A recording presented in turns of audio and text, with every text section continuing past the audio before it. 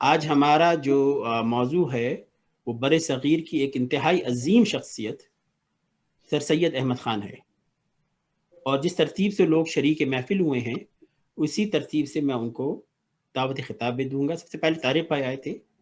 میرے خیال ہے حسنی بھائی، میں سب سے پہلے کچھ مختصر طور پر ایک سر سید احمد خان کی خدمات پہ 2-4 منٹ لوں گا آپ سے، اس کے بعد پھر ہم مزید گفتگو کر سکتے ہیں۔ بالکل، آپ صدر محفل اگر آپ چاہتے ہیں ترتیب ہو، بالکل درست انشاءاللہ۔ کیونکہ اس میں بہتر ہوگا کہ میں جلدی فارغ ہو جاؤں، اس لیے کہ وہ اور بات یہ نا کہ یہ بڑا وسیع موضوع ہے اور اس کو ایک ہی نشست میں کور کرنا بڑا مشکل کام ہے، تو اس لیے میں نے سوچا کہ ایک مختصر ہم جائزہ پیش کر دیں، اس کے بعد پھر ہم ان کی ادبی خدمات کے بارے میں بہت سارا ڈسکشن کر سکتے ہیں، اور یہ تو بہت ساری چیزیں اویلیبل ہیں، لیکن بہت اوور آل تاثر جو ہے وہ اگر آپ اجازت دیں تو میں پیش کر سکتا ہوں۔ تو میرے خیال ہے بسم اللہ الرحمن الرحیم کرتے ہیں۔ بسم اللہ الرحمن الرحیم، رب اشرح لی صدری ویسر لی امری واحلل عقدۃ من لسانی یفقہوا قولی۔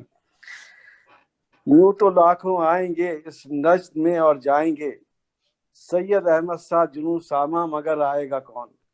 تو سر سید احمد خان جب اس دنیا میں تشریف لائے تو مسلمانوں کی حالت زار، اور 1857 کے ہنگامے کے بعد جب انگریزوں کی عملداری یہاں قائم ہوئی تو انگریزوں نے مسلمانوں کو خصوصی طور پر اپنے انتقام اور غیظ و غضب کا نشانہ بنایا۔ ان پر بغاوت کا جرم ثابت کرنے کے لیے یہی دلیل کافی تھی کہ وہ مسلمان ہیں۔ انگریزوں نے حکومت مسلمانوں سے چھینی تھی اور وہ بجا طور پر انہیں ہی اپنا حریف اور دشمن سمجھتے تھے۔ وہ شروع سے ہی مسلمانوں کو سیاسی، معاشی اور سماجی طور پر ختم کرنے پر تلے ہوئے تھے۔ 18ویں صدی کے وسط میں جب نواب سراج الدولہ کو شکست دے کر انگریزوں نے بنگال میں اپنا تسلط بڑھایا تو ایسٹ انڈیا کمپنی کے پہلے گورنر جنرل لارڈ کلائیو نے ایک سرکاری اعلان کے ذریعے یہ لازم قرار دیا کہ کسی مسلمان کو چپراسی، چوکیدار، ماشکی اور زیادہ سے زیادہ جونیئر کلرک سے بڑا عہدہ نہ دیا جائے۔ 19ویں صدی میں لارڈ ہینٹنگ کے دور حکومت میں جب فارسی کے بجائے انگریزی کو سرکاری زبان قرار دے دیا گیا تو مسلمانوں کے لیے باعزت ملازمت کے دروازے بند ہو گئے۔ 1857 میں جو کچھ ہوا، انگریز مسلمانوں کو ہی اس کا ذمہ دار ٹھہراتے تھے اور سمجھتے تھے کہ یہ سب انہی کی سازش ہے۔ ہندو بھی گورنمنٹ کی خیر خواہی میں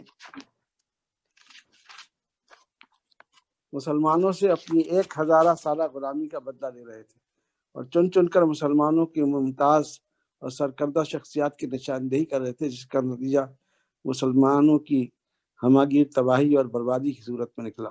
شہر شہر اور گاؤں گاؤں مسلمانوں کی مشقیں باندھ کر انہیں توپ سے اڑایا جا رہا تھا، ان سے جاگیریں اور جائیدادیں چھین لی گئیں۔ مسلمانوں کے علاقوں میں قبرستان کی خاموشی چھائی ہوئی تھی، زندگی کا شعلہ راکھ میں تبدیل ہو چکا تھا، مستقبل کے افق پر دور دور تک روشنی کی کوئی کرن دکھائی نہیں دے رہی تھی۔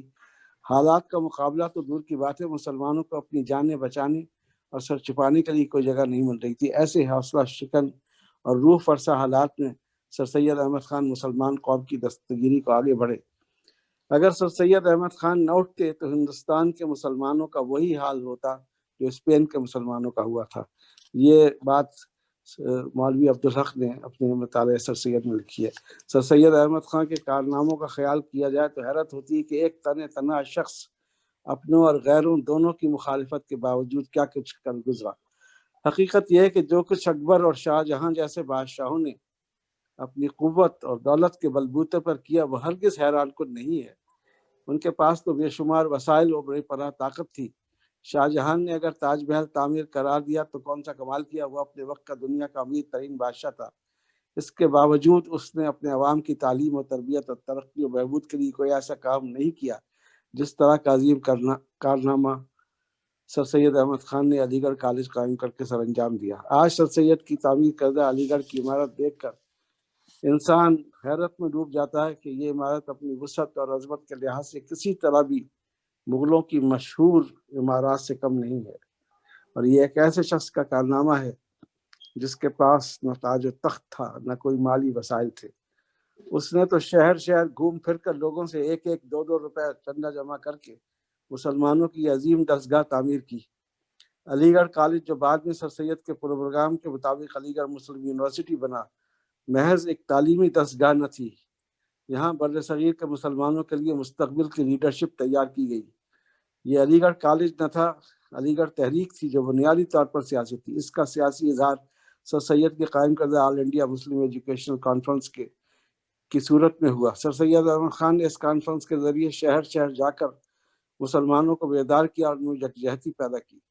40 سال پر پھیلی ہوئی اپنی انتھک شبانہ روز کوششوں سے سر سید نے ہندوستان کے مسلمانوں کے جسد مردہ میں زندگی کی نئی روح پھونک دی۔ مسلمانوں کے بکھرے ہوئے منتشر اور راہ گم کردہ گروہوں کو اکٹھا کر کے ایک قوم بنا دیا تاکہ مسلمان بحیثیت قوم ہندو قوم کے سامنے اپنے پاؤں پر کھڑے ہو سکیں۔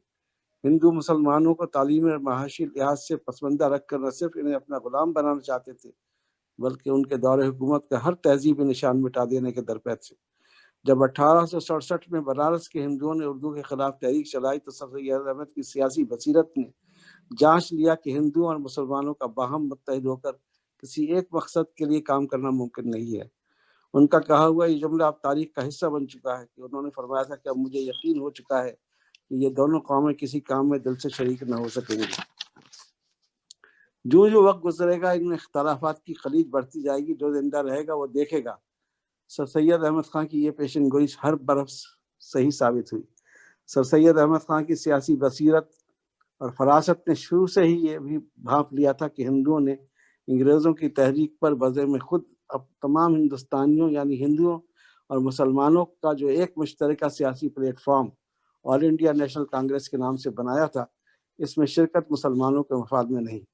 انہوں نے مسلمانوں کو واضح ہدایات دی کہ کانگریس سے دور رہیں۔ سر سید نے مسلمانوں کے لیے اپنا ایک الگ سیاسی پلیٹ فارم آل انڈیا مسلم ایجوکیشنل کانفرنس کے نام سے قائم کیا۔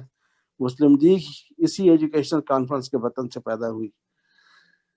عام مسلمانوں کے لیے سر سید احمد خان کا قول یہ تھا کہ دین چھوڑنے سے دنیا نہیں جاتی مگر دنیا چھوڑنے سے دین بھی چلا جاتا ہے۔ تو یہ مختصر سا جائزہ تھا ان کے کارناموں کا۔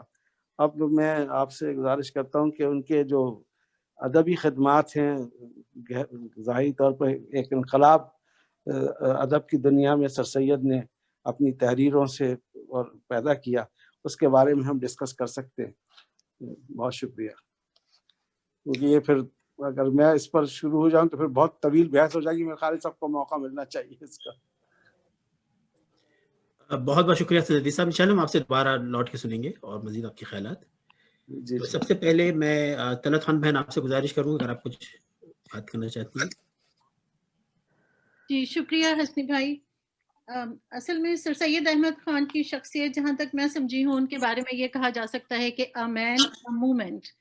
انہوں نے اپنی زندگی میں سماجی طور پہ، سیاسی طور پہ، ادبی طور پہ اور مذہبی طور پہ ہر محاذ پہ انہوں نے جنگ لڑی، اور ان کا مقصد صرف اور صرف انڈیا میں مسلمانوں کی حالت زار کو بہتر بنانا تھا، انہیں ہندوؤں اور انگریزوں سے دونوں سے بہتر بنا کے پیش کرنا تھا۔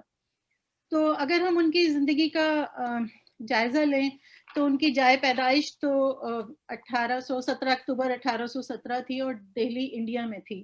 وہ ایک بڑے گھرانے میں پیدا ہوئے تھے، ان کے دادا کا اثر رسوخ بادشاہ کے دربار تک تھا، اور ان کی والدہ جو ہیں وہ ادبی طور پہ ان کے نانا کا خاندان بہت زیادہ اسٹرانگ تھا اس زمانے میں۔ ان کا پیدائش کا وقت پاکستان کے پیدا ہونے سے تقریباً 125 سال پہلے کا ہے، اور اس دور میں انہوں نے مسلمانوں کا وجود قائم رکھنے کے لیے اور ان کو ناپید ہونے سے بچانے کے لیے جو خدمات دیں، تو ہم انہیں ایک پیراگمیٹک بھی کہہ سکتے ہیں، ایک مسلح بھی کہہ سکتے ہیں، اور ایک فلاسفر بھی کہہ سکتے ہیں۔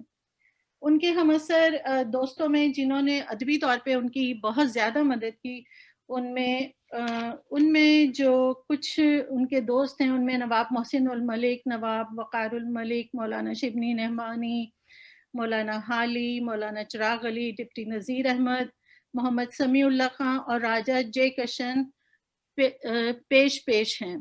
گو کہ ان کی بہت زیادہ مخالفت کی گئی، انہیں بہت زیادہ دھمکیاں دی گئیں، اور ان کا سر قلم کرنے تک پہ لوگ آمادہ ہو گئے کہ کیونکہ وہ یہ چاہتے تھے کہ مسلمان دینی تعلیم کے ساتھ ساتھ جس سے وہ جڑے ہوئے تھے صدیوں سے، مسلمان دنیاوی تعلیم بھی حاصل کریں، خاص طور پہ فارسی کے ساتھ ساتھ وہ انگریزی تعلیم بھی سیکھیں، تاکہ ان کی جو ذلت و خواری اس زمانے میں تھی، جیسے کہ ابھی انہوں نے بھی بتایا، سید حسن صاحب نے بھی بتایا کہ انگریزوں نے حکومت مسلمانوں سے لی تھی تو وہ ان کو اپنا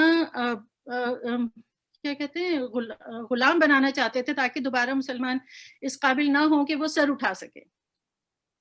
ان کی ادبی خدمات کا اگر ہم ذکر کریں تو انہوں نے آثار السنید ایک کتاب لکھی، انہوں نے آئین اکبری لکھا، اس کے علاوہ انہیں تفسیر القرآن لکھی، خطبات احمدیہ انہوں نے لکھے، اور خاص طور پہ انہوں نے مسلمانوں کی حالت بہتر کرنے کے لیے لندن کا سفر کیا، جو کہ 1859 سے 1970 میں انہوں نے اپنے بیٹے کے ساتھ لندن کا سفر کیا، اور وہاں انہوں نے آکسفورڈ اور کیمبرج کی میتھڈولوجی اور ان کا پیٹرن دیکھا کہ وہ کس طرح اتنے خوشحال ہیں، وہ لوگ کس طرح اچھی زندگی گزار رہے ہیں، تاکہ وہ واپس جا کے اپنے انڈیا میں مسلمانوں کے لیے اسی طرز کے کالج اور مدرسے قائم کر سکیں۔ اچھا، تو جب وہ واپس آئے، واپس آنے کے بعد انہوں نے کیا کیا، ایک جدید علم، ایک انہوں نے مدرسے کی بنیاد رکھی، اور یہ مدرسہ تھا جناب 1859 میں مراد آباد میں، ان کا سب سے پہلا مدرسہ انہوں نے وہاں پہ قائم کیا، جس میں فارسی کے ساتھ ساتھ سنسکرت اور انگلش کی تعلیم کو بھی انہوں نے لازمی قرار دیا کہ وہ کی جائے۔ اس کے بعد جہاں جہاں ان کا ٹرانسفر ہوتا رہا، کیونکہ وہ ایک جج تھے، ایک منشی سے انہوں نے اپنا سفر شروع کیا تھا کیریئر کا، لیکن وہ ایک جج کی پوسٹ تک پہنچے، جو کہ اس زمانے میں بالکل بہت ہی ایک عجیب غریب اور مشکل بات تھی، لیکن وہ اپنی تعلیم کے بلبوتے تک وہاں پر پہنچے، اور انہوں نے جب ان کا بجنور میں، ان کا شاید غازی پور میں دوسرا ٹرانسفر ان کا غازی پور میں ہوا، وہاں پہ انہوں نے ایک اسکول کی بنیاد رکھی، اور اس اسکول کا نام تھا وکٹوریا اسکول۔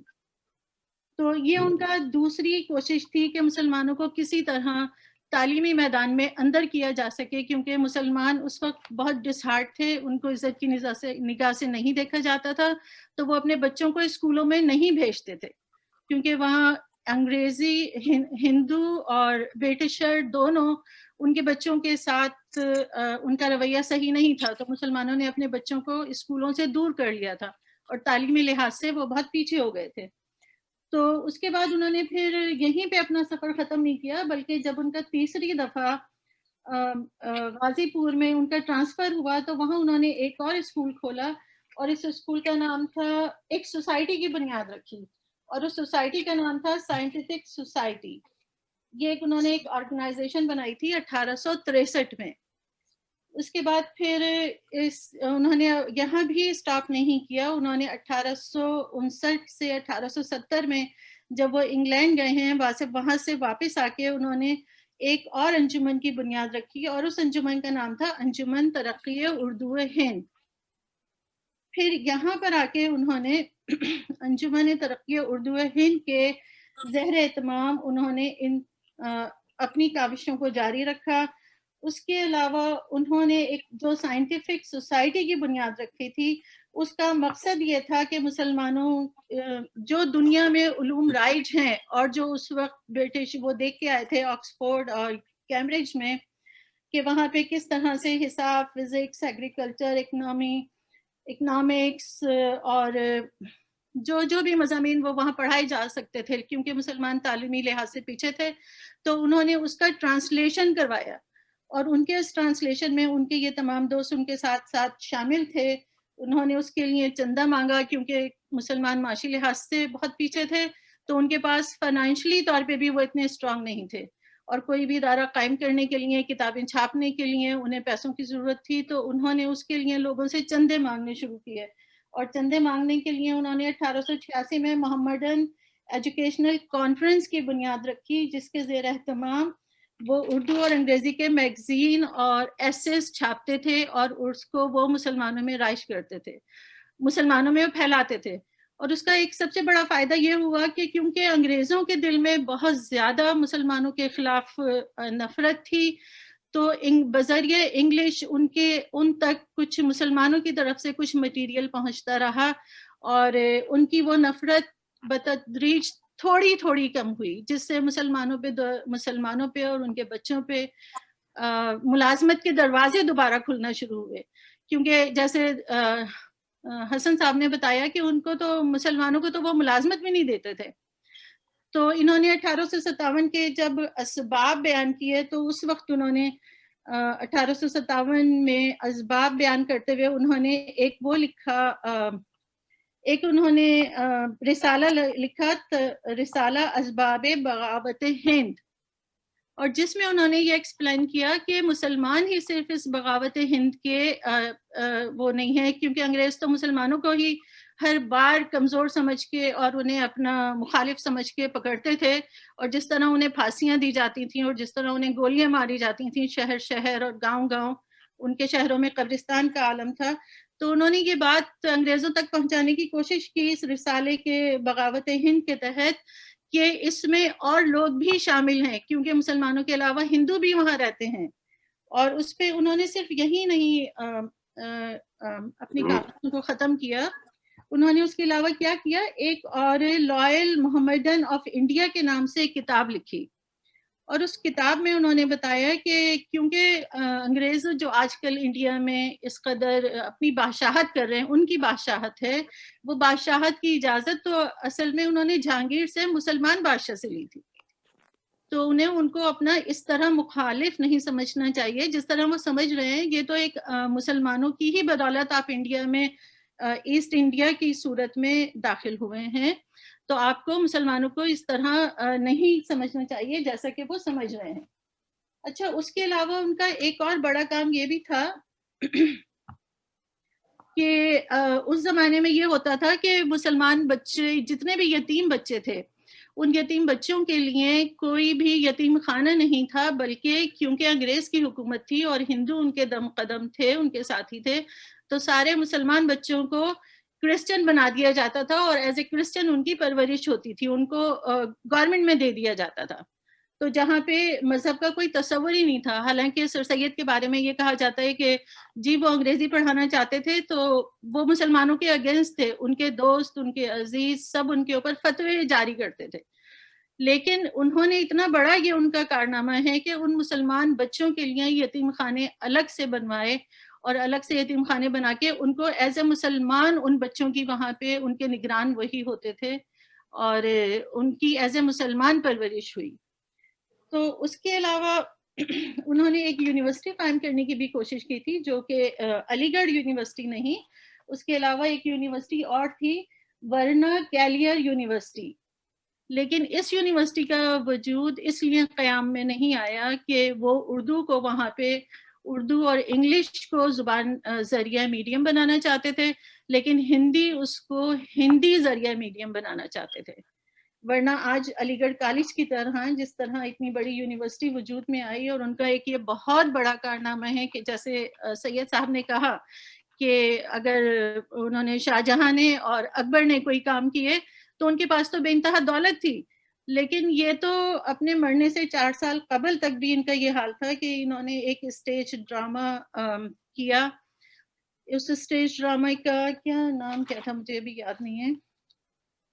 انہوں نے ایک اسٹیج ڈرامے کی بہرحال بنیاد رکھی تھی تاکہ یہ لوگوں سے چندہ مانگ سکیں، کیونکہ ان کے دوست اور ان کے قریبی دوست چندہ دیتے دیتے تھک گئے تھے اور وہ یہ سمجھتے ان سے کنارہ کشی شروع کر دیتے کہ بھئی یہ تو پھر ہم سے کچھ مانگنے کے لیے آئے گا.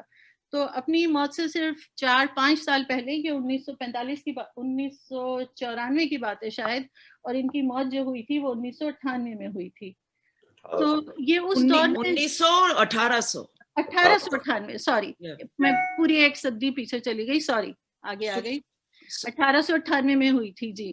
تو یہ میں یہ کہنا بتانا چاہتی ہوں کہ ایک آدمی اپنی تھوڑی سی زندگی میں اسلام وہ ادبی محاذ پہ بھی لڑ رہا ہے، وہ سیاسی محاذ پہ بھی لڑ رہا ہے، وہ مذہبی محاذ پہ بھی لڑ رہا ہے، اور اس کی مخالفت اس کے اپنے ہی کر رہے ہیں. اور یہ جو فتوے لگنا ہم سمجھتے ہیں کہ یہ آج ہی کے دور میں ایسا ہوتا ہے، کہ اس دور میں بھی آج سے 125 سال پہلے یہ ساری باتیں ہوتی تھیں، پھر بھی انہوں نے اتنے سارے کام کر لیے اور وہ مسلمانوں کو ان تھوڑی بہت عزت دلوانے پہ، وہ مسلمانوں کو تعلیم کی طرف راغب کرنے پہ، وہ انگلش میں تعلیم حاصل کرنے پہ مسلمانوں کو کامیاب ہو گئے اپنی ان کوششوں پہ. حالانکہ اتنا وہ برا وقت تھا ان کے لیے کہ انہوں نے اس دور میں، وہ اس تاریک دور میں ایک امید کی بہت بڑی شمع تھے. اور ان کے لیے مولانا کیا تھا جی، مولانا ان کے لیے یہ کہا گیا تھا، مولوی عبدالحق نے یہ کہا تھا کہ پاکستان کی بنیاد کی پہلی اینٹ تو سر سید احمد خان نے ہی رکھ دی تھی، پاکستان بننے سے 125 سال پہلے. بس میں اتنا ہی کہنا چاہوں گی. بہت شکریہ. بہت بہت شکریہ طلعت خان بھائی.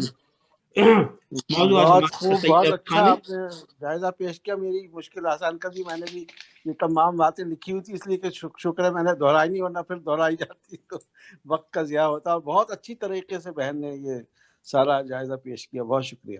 بہت شکریہ. تو اب میں ریحان قیصر بھائی آپ سے گزارش کروں گا، اگر آپ گزارش کرنا چاہیں ریحان قیصر بھائی، اور کوشش کریں کہ 5 منٹ کے اندر ہی بیان مکمل کریں. میں زیادہ تر سننا پسند کرتا ہوں اور بہت کم بولنے کی کوشش کرتا ہوں، تو مجھے مزہ آتا ہے، کچھ نالج ملتی ہے. میں صرف اتنا کہوں سر سید کے بارے میں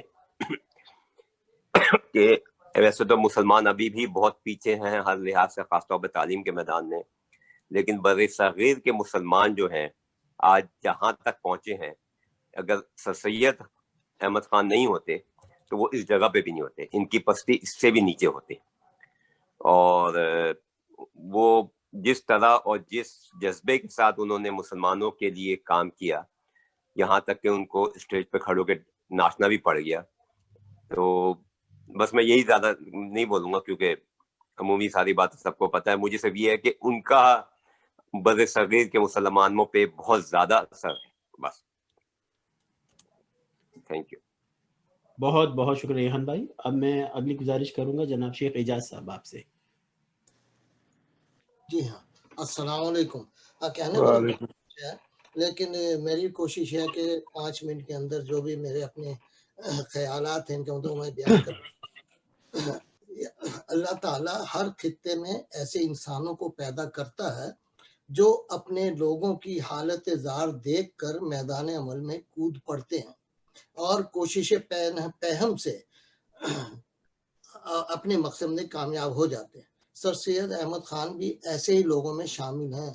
انہوں نے اپنی لگاتار محنت اور کوشش سے نہ صرف مخالفوں کے خیالات بدل دیے بلکہ ان کی تائید و حمایت بھی حاصل کر لی. وہ شخصیت کیا ہوگی جس کے آباء و اجداد سلطنت مغلیہ میں اعلیٰ عہدوں پر فائز ہوں اور وہ اپنی عیش و عشرت کی زندگی چھوڑ کر لوگوں میں شعور بیداری پیدا کرنے کے لیے کمر بستہ ہو جائے. سر سید احمد خان کی عظمت اس سے اندازہ ہوتا ہے کہ خود ایسٹ انڈیا کمپنی سے منسلک رہے. مسلمان ہونے کے باوجود انگریزوں سے روابط قائم رکھے. ان کا انگریزوں سے میل جول رکھنا اس بات کی نشاندہی کرتا ہے کہ وہ مسلمانوں کو دوسری ترقی یافتہ قوموں کے برابر لانا چاہتے تھے. انہوں نے بھانپ لیا تھا کہ اگر مسلمان علم حاصل کرنے کی کوشش نہیں کریں گے تو ہمیشہ غلامی کی زنجیروں میں جکڑے رہیں گے. 1857 کے غدر کی وجہ سے انگریزوں کا رویہ مسلمانوں کے ساتھ کچھ زیادہ ہی غیر منصفانہ ہو گیا تھا. مسلمانوں کی انگریزوں سے نفرت نیا رخ اختیار کر گئی تھی. لوگ اس قدر بددل ہوئے کہ زیور تعلیم سے آراستہ ہونے کی بجائے چراغ علم جو سر سید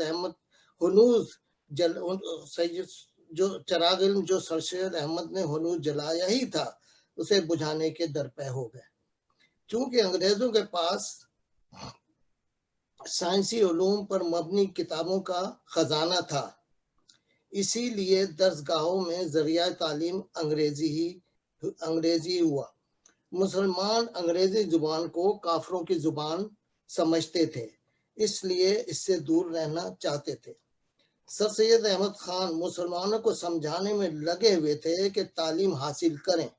لوگوں کی مخالفت نے سر سید خان کو دل برداشتہ تو ضرور کیا، لیکن مایوسی نے غلبہ نہیں پایا اور آخر کار 1875 میں محمدن اینگلو اورینٹل کالج اور پھر 1920 میں علی گڑھ یونیورسٹی کا قیام ہوا. یاد رکھیں کہ قابل ہم خاص کر ہم پاکستانیوں کو ان کا مرہون منت ہونا چاہیے کہ کیونکہ اگر وہ تعلیم کو کے پر زور نہ دیتے تو آج ہمارے پاس محمد علی جناح جیسا لیڈر نہ ہوتا جنہوں نے پاکستان بنایا. تو یہ ہمیں احسان مند ہونا چاہیے اپنے محسن کا، سر سید احمد خان صاحب نے، جنہوں نے اپنی دیکھیے کہ جو وہ ایک پرائم ٹائم ہوتا ہے، آدمی اپنے گھریلو ذمہ داریوں میں لگا رہتا ہے، بچوں میں لگا رہتا ہے، انہوں نے ساری کی ساری زندگی اسی کام میں لگا دی. اور سب سے بڑی چیز کہ مخالفت سے کی پرواہ نہیں کی.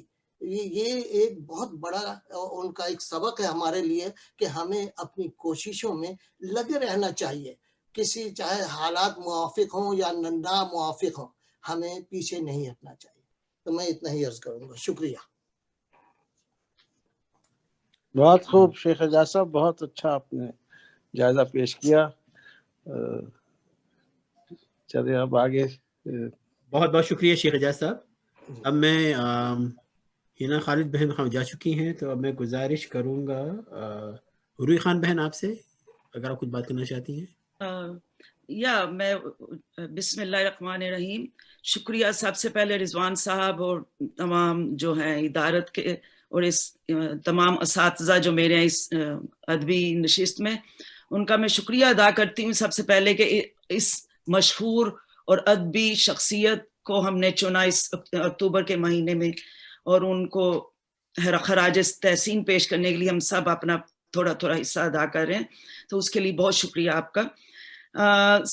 میں یہی علامہ اقبال کے سر سید کے سلسلے میں جو سب نے ان کی ادبی، سیاسی اور معاشرتی اور مذہبی خدمات کا ذکر کیا، اسی سلسلے میں ادبی خدمات کا ان کا ایک تھوڑا سا واقعہ چھوٹا سا بیان کرنا چاہتی ہوں کہ سر سید نے جب آثار السنادید لکھی تو ان میں انہوں نے جیسے دوسرے لوگوں نے، دوسرے شعراء اور دوسروں نے انہوں نے تقریض لکھی، تو مرزا غالب نے بھی آئین اکبری پر اور انہوں نے بھی منظوم تقریض لکھی، لیکن سر سید نے اس کو انہوں نے اپنے آثار السنادید میں شامل نہ کیا. تو اس کی وجہ سے آپس میں ان کی تھوڑی سی دلی رنجش تھی. بٹ اس میں یہ ذکر کرنا چاہتی ہوں کہ سر سید کی اعلیٰ ظرفی دیکھیں کہ وہ فرماتے ہیں، ان کے اپنے زبان میں فرماتے ہیں سر سید کہ جب میں مراد آباد میں تھا، اس وقت مرزا صاحب نواب یوسف علی خان مرحوم سے ملنے کو رامپور گئے تھے. ان کے جانے کی تو مجھے خبر نہیں ہوئی، مگر جب دلی کو واپس جاتے تھے میں نے سنا کہ وہ مراد آباد میں سرائے میں آ کر ٹھہرے.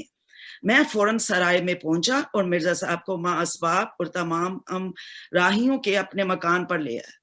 سو ایون دو ان کی کوئی آپس میں ذاتی دلی رنجش نہیں تھی، سر سید کی بیان سے، اس بیان سے پتہ چلتا ہے کہ ان میں کتنی اعلیٰ ظرفی تھی کہ انہوں نے مرزا غالب کی میں بھی تقریض کو اس میں شامل نہیں کرنا چاہا، لیکن اس کے باوجود وہ ان کے پاس گئے.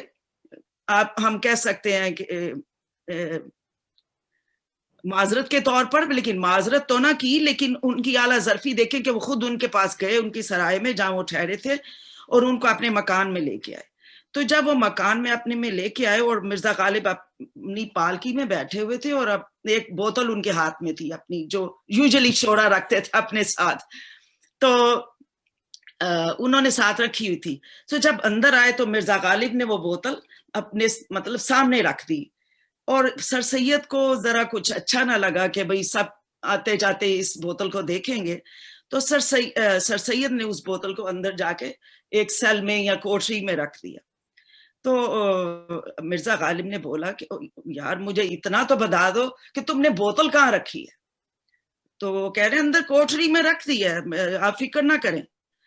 لیکن مرزا غالب کہتے ہیں کہ آپ پلیز آپ مجھے دکھا تو دیجئے کہ آپ نے رکھی کہاں ہے. سو مرزا غالب نے سر سید نے ان کو جا کے دکھا دی اور کہا کہ آپ گھبرائیے نہیں, آپ کی یہ بوتل یہاں پڑی ہے ادھر کوٹری میں. سو مرزا صاحب نے جب دیکھی تو کہتے ہیں لگتا ہے اس میں کسی نے خیانت کی ہے, کہ کسی نے پی ہے میری بوتل میں سے, کسی نے یہ شراب پی ہے, لگتا ہے کسی نے خیانت کی ہے.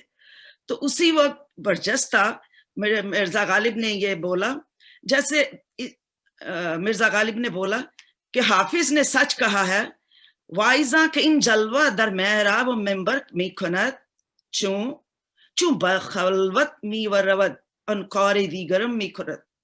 کہ وائزوں نے اور ملا نے اور شیخوں نے یہ سچ کہا ہے, کہ حافظ نے سچ کہا ہے, کہ کیونکہ حافظ بھی پیتے تھے, ان کو بھی اس کی عادت تھی پینے کی. تو حافظ نے یہ سچ کہا ہے, جو وائز ہیں, جو شیخ ہیں, جو ملا ہیں, ان کو نصیحت وغیرہ ممبر پہ جا کے نصیحت اور واعظ کرنا آتا ہے, لیکن جب تنہائی میں ہوتے ہیں وہ کچھ اور کرتے ہیں.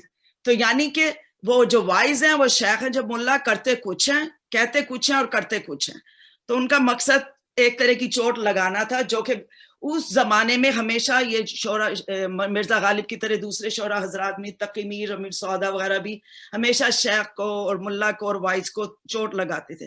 تو اسی سلسلے میں انہوں نے برجستہ حافظ کا یہ شعر بولا. اور سر سید احمد خان اگین رسپیکٹ کے طور پہ وہ ہنسے اور خاموش رہے.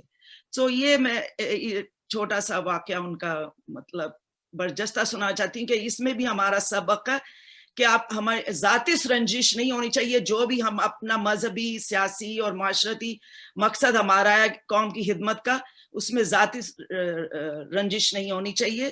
تو اس میں یہ سر سید اور مرزا غالب کی ہمیں بہت ہلکی پھلکی, جیسے کہتے ہیں مزہ خیز جو ہے یہ واقعہ چھوٹا سا میں سنانے کی میں نے کی, کہ ہم سے ان کی اعلیٰ ظرفی کا سبق ملتا ہے سر سید کی.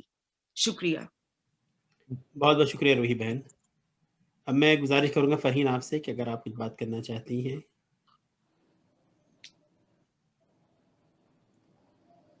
فرحین جی السلام علیکم.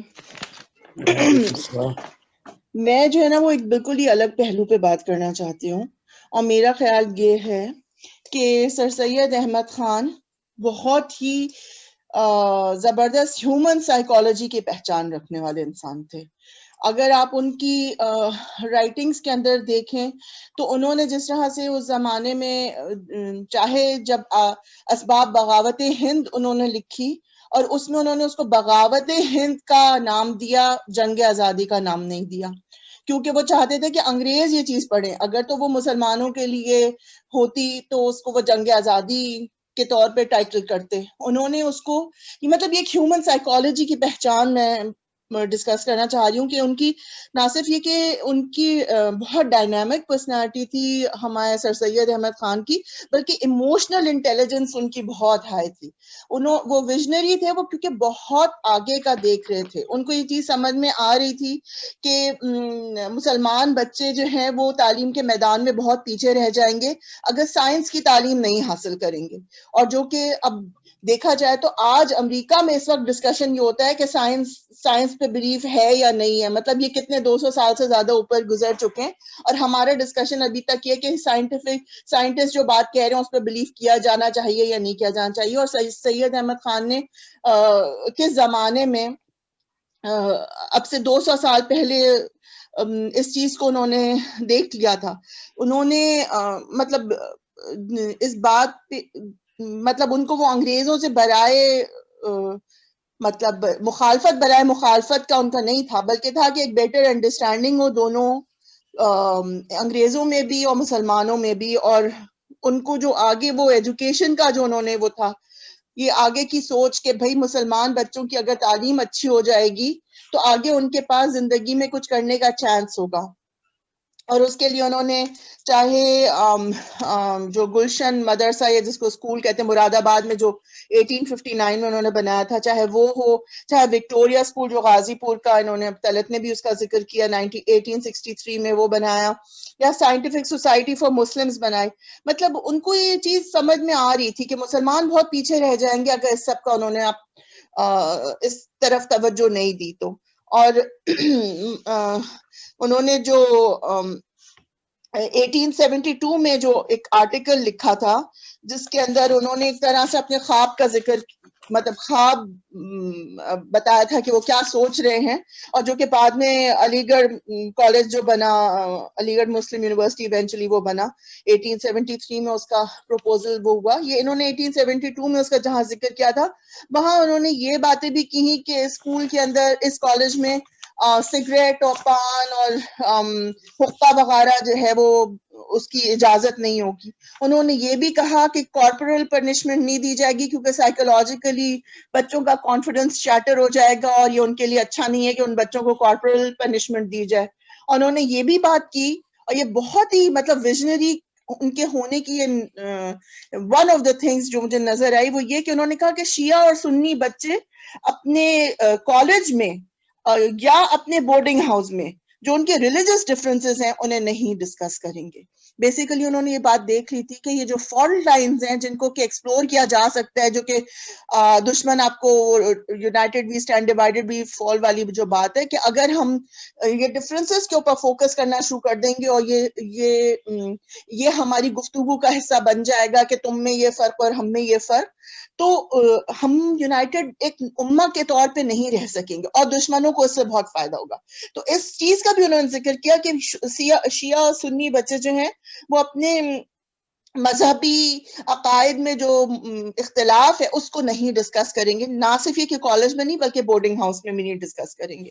اور اس کے بعد جب ایونچولی یہ کالج جو علی گڑھ میں 1873 میں جس کا پروپوزل قبول ہوا اور پھر اس کی بنیاد رکھی گئی تو اس کی فرسٹ جو چانسلر بنائی گئی وہ سلطان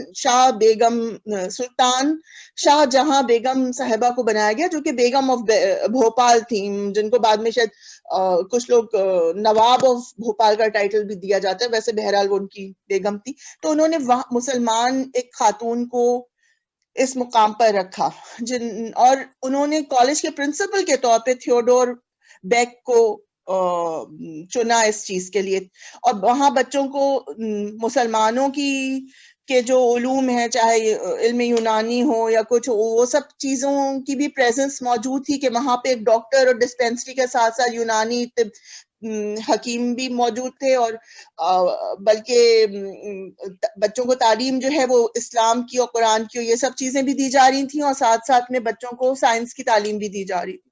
تو مجھے لگتا ہے کہ جو سب سے مطلب آج بھی اگر بیٹھ کے ہم سر سید کو ڈسکس کر رہے ہیں اتنے سالوں کے بعد، ان کا 1898 میں انتقال ہوا تھا اور 220 سال اتنے عرصے بعد ہم ان کی بات کر رہے ہیں، تو اس میں 122 سال کے بعد تو اس کے اندر ان کی جو ویژنری جو کوالٹی تھی نا وہ بہت زیادہ تھی کہ ان کو بچوں کی تعلیم کی فکر تھی اور انہوں نے آگے کا دیکھ رہے تھے. جب انہوں نے انڈین کانگریس کی مخالفت کی تو یہ بھی اس لیے کہ انہیں آگے نظر آ رہا تھا کہ کیا ہونے والا ہے.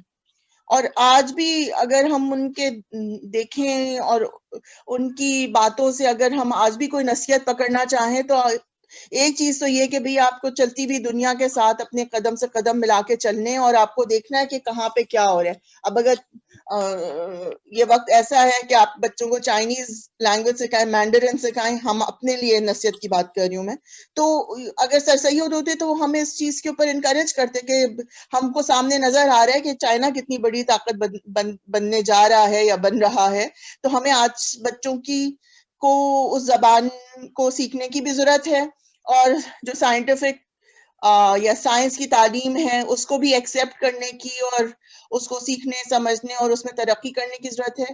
اور پھر جیسے وہ خود وہ جج تھے اور اسمال کورٹ کے اور انہوں نے لاء کی تعلیم حاصل کی، تو یہ بھی ہم دیکھیں کہ آج کل کے بچوں کو امریکہ میں جو ہم لوگ رہ رہے ہیں تو ہمارے بچوں کو بھی آگے یہ لاء کی تعلیم حاصل کرنے کی، لائرز بننے کی یا پولیٹیکل سائنس پڑھنے کی ضرورت ہے ہمارے بچوں کو بھی. بہرحال بہت شکریہ. آگے I'm sure بہت سے لوگوں کو بہت سی باتیں کرنی ہوں گی. تھینک یو سو مچ. بہت شکریہ.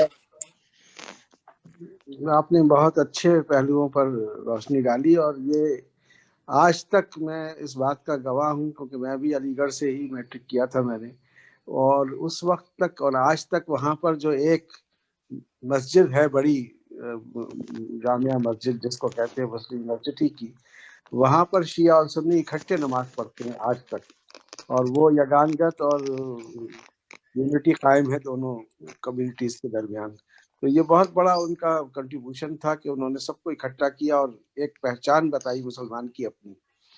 تو یہ بڑا اچھا پہلو انہوں نے اجاگر کیا. بہت شکریہ. بہت شکریہ حسن بھائی. بہت بہت شکریہ. اب میں گزارش کروں گا ڈاکٹر عامر سلیمان بھائی سے، کچھ بات کرنا چاہ رہے ہیں. انمیوٹ کر لیجیے پلیز ڈاکٹر صاحب. تو میں ایک چھوٹی سی نظم پڑھوں گا اقبال کی جو ہے سید کی لوح تربت، جس میں وہ بیان کرتے ہیں سر سید. اے کہ تیرا مرغ جاں تارے نفس میں ہے اسیر، اے کہ تیری روح کا طائر قفس میں ہے اسیر، اس چمن کے نغمہ پیراؤں کی آزادی تو دیکھ، شہر جو اجڑا ہوا تھا اس کی آبادی تو دیکھ. فکر رہتی تھی مجھے جس کی وہ محفل ہے یہی، صبر و استقلال کی کھیتی کا حاصل ہے یہی. سنگ تربت ہے میرا گرویدۂ تقریر دیکھ، چشم باطن سے ذرا اس لوح کی تحریر دیکھ. مدعا تیرا اگر دنیا میں ہے تعلیم دین، ترک دنیا قوم کو اپنی نہ سکھلانا کہیں. وا نہ کرنا فرقہ بندی کے لیے اپنی زباں، چھپ کے ہے بیٹھا ہوا ہنگامائے محشر یہاں. وصل کے اسباب پیدا ہوں تیری تحریر سے، دیکھ کوئی دل نہ دکھ جائے تیری تقریر سے. محفل نو میں پرانی داستانوں کو نہ چھیڑ، رنگ جو اب نہ آئیں ان فسانوں کو نہ چھیڑ. رنگ پر جو اب نہ آئیں ان فسانوں کو نہ چھیڑ. تو اگر کوئی مدبر ہے تو سن میری صدا، ہے دلیری دست ارباب سیاست کا عصا. بڑی زبردست بات کہہ رہے ہیں. تو یہ نہیں ہے کہ دب کے رہنا ہے دلیری دست ارباب سیاست کا عصا. عرض مطلب سے جھجک جانا نہیں زیبا تجھے، نیک ہے نیت اگر تیری تو کیا پرواہ تجھے. بندہ مومن کا دل پیم و ریا سے پاک ہے، قوت فرما روا کے سامنے بے باک ہے. ہو اگر ہاتھوں میں تیری خامائے موجز رقم، شیشہ دل ہو اگر تیرا مثال جام جم. پاک رکھ اپنی زماں تلمیذ رحمانی ہے تو، ہو نہ جائے دیکھنا تیری صدا بے آبرو. بہت زبردست بات ادھر وہ بتا رہے ہیں جو کہ ہمارے امریکہ والوں کے اوپر بھی لاگو ہوتی ہے. تو ایک طرف کہہ رہے ہیں کہ کمپرومائز کرو، پرانی باتوں کو یاد نہ کرو، مگر یہ بھی ساتھ ساتھ کہہ رہے ہیں کہ دب کے بھی نہ رہو. اگر حق بات ہے اور تم صحیح بات ہو تو کہہ دو. سونے والوں کو جگا دے شعر کے اعجاز سے، خرمن باطل جلا دے شعلۂ آواز سے. بس یہ. بہت شکریہ. بہت خوب. بہت اچھی نظم آپ نے پڑھی، اور بہت اس سے بھی کافی واضح ہو گئی سر سید کو جو خراج عقیدت پیش کیا علامہ اقبال نے.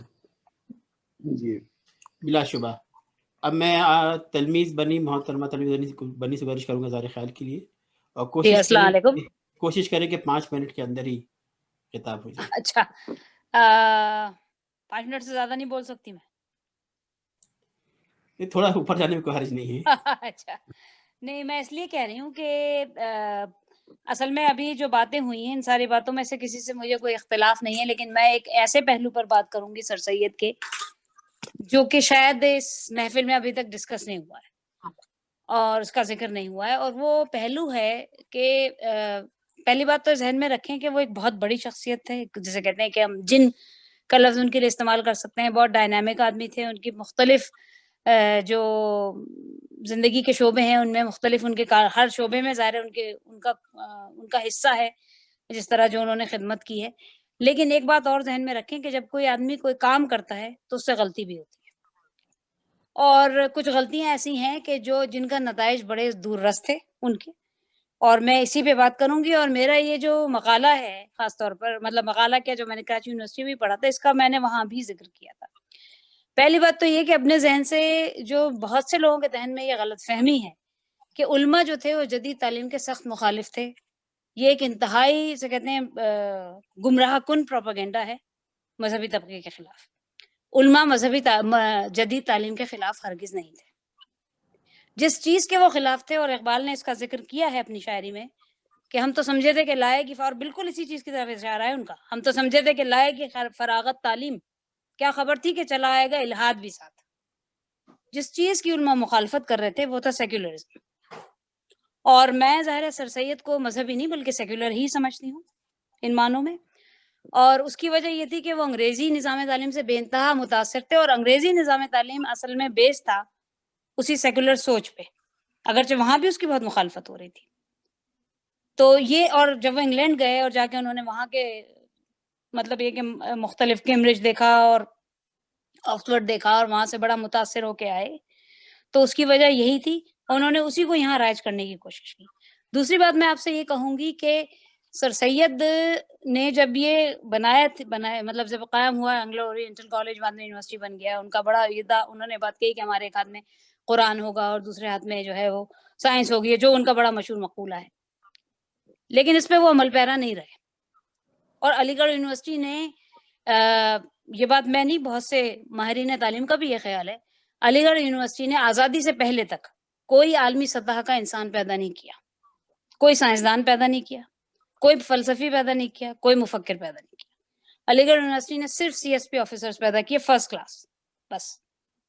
تو یہ ایک طرح سے اگر فائدہ ہے تو دوسرا نقصان بھی ہے. تو یہ میں بہرحال یہ میرا بہت بےلاگ تجزیہ ہے ان کے بارے میں. اور یہی وجہ تھی کہ شبلی نعمانی جب ان سے الگ ہوئے تو شبلی نعمانی کے سید کی ٹیم کے بڑے جمع سال اور بڑے پرحوصلہ ممبر تھے، اور وہ الگ ہوئے ان سے. تو جب وہ الگ ہوئے تو وہ یہ کہہ کے الگ ہوئے تھے کہ میں آپ کے پاس آیا ہی اس امید میں تھا کہ آپ کے اسکول میں، یعنی آپ کے یونیورسٹی میں، کالج میں جو تعلیم دی جاتی ہے اس کی بنیاد سیکولر نہیں ہوگی، لیکن آپ نے تو بہت بڑا دھوکہ دیا مجھے. اور یہ کہہ کے وہ الگ ہوئے، اور اس طرح بنیاد پڑی ندوۃ العلماء کی. چوتھی بات جو میں یہ کہنا چاہتی ہوں کہ وہ یہ کہ میں ان کی صرف غلطیوں کی بات کر رہی ہوں. اس کی وجہ یہ ہے کہ ٹھیک ہے ان کے بہت احسانات ہیں، لیکن کسی شخصیت کا اگر آپ تجزیہ کریں تو آپ یہ بھی دیکھیں کہ اس نے کیا غلطیاں کی اپنی زندگی میں، تاکہ ان سے پھر آپ بعد میں محفوظ رہیں اور ان کی روشنی میں آپ اپنے فیصلے کریں. تیسرا فیصلہ جو میں سمجھتی ہوں کہ سر سید کا انتہائی غلط تھا، وہ یہ کہ مسلمان سیاست میں نہ آئے. مجھے اس فیصلے سے بہت سخت اختلاف ہے، اور اس پہ عمل نہیں کیا لوگوں نے بعد میں. اس کی وجہ یہ تھی کہ سر سید یقیناً بہت آگے تک دیکھ رہے تھے، لیکن اتنا آگے تک نہیں دیکھ رہے تھے کہ وہ سمجھ رہے تھے کہ ہندوستان کو بھی آزاد بھی ہوگا، مسلمان کبھی اس قابل بھی ہوں گے کہ انگریزوں کے خلاف بولیں. تو ان کے ذہن میں صرف یہ تھا کہ بس ایک مشین سے CSP آفیسرز ڈھل ڈھل کے نکلتے رہیں گے، وہ انگریزی بولیں گے، وہ ایک خاص ثقافت کو ریپرزینٹ کریں گے. اس کے بعد کیا ہوگا، 50 سال بعد کیا ہوگا، 100 سال بعد کیا ہوگا. تو یہ یہاں تک ان کی نظر نہیں تھی. چوتھی بات جس پہ مجھے بہت سخت اختلاف ہے وہ یہ ہے کہ سر سید نے بر صغیر میں تعلیم نسواں کو باقاعدہ روکا. جب یونیورسٹی اور کالجز بن رہے تھے تو ان کے ہی رفقا میں سے ان کے باقی رفقا بہت حق میں تھے خواتین کی تعلیم کے، جیسے کہ حالی. اور جب حالی نے ان سے کہا تو انہوں نے کہا نہیں لڑکیوں کی تعلیم صحیح آئیڈیا نہیں ہے، ہمیں لڑکیوں کو ہردنگی نہیں، یہی الفاظ ہیں ان کے، ہردنگی نہیں بنانا. اور بالکل یہی سوچ اتفاق کی بات ہے اس وقت انگلینڈ میں بھی تھی. یعنی سر سید کے بعد خواتین کی اسے کہتے ہیں کہ تعلیم کا آغاز ہوا، اور ظاہر ہے آف کورس اس کا آغاز کرنے والے، یہ خوش قسمتی ہے بر صغیر کی، اس کا آغاز کرنے والے مرد تھے. سر ضیاء الدین نے ہندوستان میں پہلا گرلز کالج ایسا قائم کیا جس میں ہاسٹل بھی تھا، اور اس میں بہت سے لوگ مطلب جائے. لیکن یہ کہ اس کے علاوہ ان ساری، یعنی جب معائب و محاسن کو دیکھتے ہیں تو اس میں کوئی شک نہیں ہے کہ بر صغیر کا کوئی مفکر سر سید کے اثر سے آزاد نہیں ہے اور ہو بھی نہیں سکتا، اس لیے کہ ان کا اتنا لانگ لاسٹنگ، اتنا دیر پا اثر ہے بر صغیر کی ثقافت پر اور ان کی ادب پر، شاعری پر، ہر چیز پہ، کہ وہ مطلب اس سے جب تاریخ لکھی جائے گی، ظاہر تاریخ میں تو خیر ان کا حصہ ہے سو ہے، لیکن اس کے علاوہ بھی چوتھا جو مجھے سب سے بڑا اعتراض ہے، اور اس میں حال ہی بہت پیش تھے ان کے رفقا میں، وہ ہے انگریزوں کی بے انتہا حد سے زیادہ انگریزوں سے متاثر ہونا. اور اس کی وجہ یہ ہے کہ جب وہ انگلینڈ گئے اور انگلینڈ سے واپس آئے تو حال ہی نے جب حیات جاویداں لکھی تو جو کہ جس کو کہ ان کے بعد کے اس دور کے بھی ان کے معاصرین نے اسے مدلل مداحی قرار دیا سر سید کی، اور اس میں انہوں نے جا بجا یہ بات لکھی کہ میں فلاں جگہ گیا انگلینڈ میں، میں فلاں جگہ گیا انگلینڈ میں. انہوں نے کہا دیکھو ہماری تہذیب کیسی ہے، اور دیکھو ہماری ثقافت کیسی ہے، اور دیکھو مطلب یہ کہ تم متاثر ہوئے کہ نہیں ہوئے، تم ان محفلوں سے متاثر ہوئے کہ نہیں. آپ لوگ چاہیں تو پڑھ کے دیکھ لیں حیات جاویداں. اور مجھے ظاہر ہے جس بات پہ سب سے زیادہ اعتراض ہے وہ یہ ہے کہ یہ بات کوئی نہیں سمجھا کہ سر سید جب گئے تھے، اگرچہ کہ اپنا کتب خانہ بیچ کر گئے تھے، تو وہ انگریزوں کے مہمان کی حیثیت سے گئے تھے. اس وقت انگلینڈ کی کیا حالت تھی کسی کو نہیں پتا تھا.